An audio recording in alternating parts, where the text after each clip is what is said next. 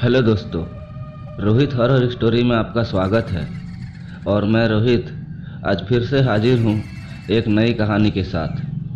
दोस्तों, इस चैनल पर काफ़ी दिन से कहानियाँ नहीं आ पा रही थी।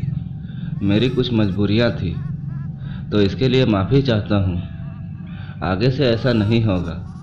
अब से इस चैनल पर रोज़ाना एक नई कहानी आएगी, तो कृपया कहानी को पूरा सुनिए। चलिए बढ़ते हैं आज की कहानी की ओर। रात के 2 बज रहे थे। जोरों की बारिश हो रही थी। घना अंधेरा था। बादल रह रहकर गरज रहे थे।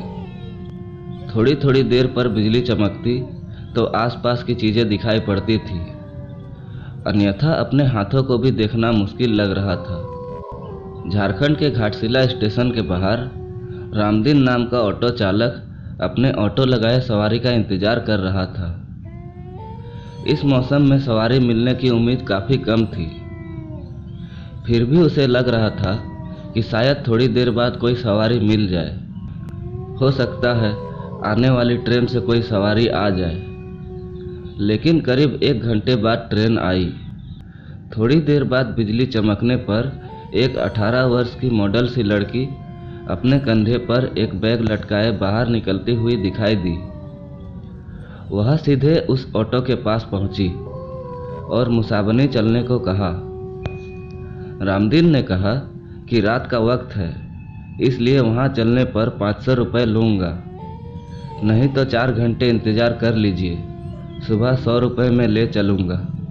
लड़की बोली, अभी 200 रुपये रखो, बाकी वहां पहुँच कर दूँगी, और ऑटो पर बैठ गई। रामदीन ने ऑटो बढ़ा दिया। करीब आधे घंटे के बाद वह मुसाबनी पहुंच गए।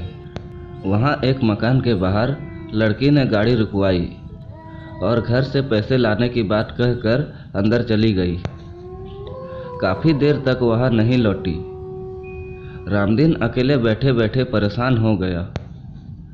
उसने घर का दरवाज़ा खटखटाया।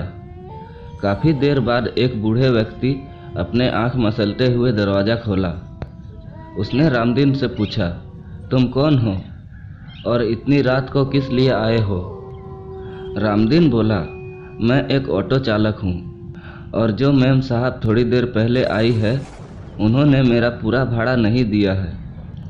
बूढ़े ने आश्चर्य से उसकी ओर देखा और बोला, यहाँ तो कोई मैम साहब नहीं रहती है, मैं अकेला रहता हूँ। रामदीन की नज़र एक फ़ोटो पर पड़ी। उसने कहा, यही मैम साहब तो आई है, उन्हें स्टेशन से लेकर आया हूँ। बूढ़े ने आश्चर्य से देखा, फिर बोला, इस लड़की को तो मरे हुए 8 साल हो गए हैं। देखो फोटो पर माला भी लगा हुआ है। यह मेरी पोती थी, ये कैसे आ सकती है? रामदीन के होश उड़ गए और वह चुपचाप अपने ऑटो के पास पहुंचा तो उसने देखा कि ऑटो की पिछली सीट पर 100 के 3 नोट रखे थे। उसने नोटों को अपने जेब में रखा और वहां से जल्दी से भाग गया, और उस दिन से उसने रात में ऑटो चलाना ही छोड़ दिया। तो दोस्तों, ये थी आज की कहानी। आपको कहानी कैसी लगी हमें कमेंट में ज़रूर बताइएगा, और वीडियो को एक लाइक भी कीजिए। और इसी तरह की और कहानियाँ सुनने के लिए हमारे चैनल को सब्सक्राइब करके बेल आइकन को ऑल पर कर लीजिए। तो चलिए मिलते हैं किसी और नई कहानी के साथ। तब तक के लिए अपना ख्याल रखिएगा। बाय।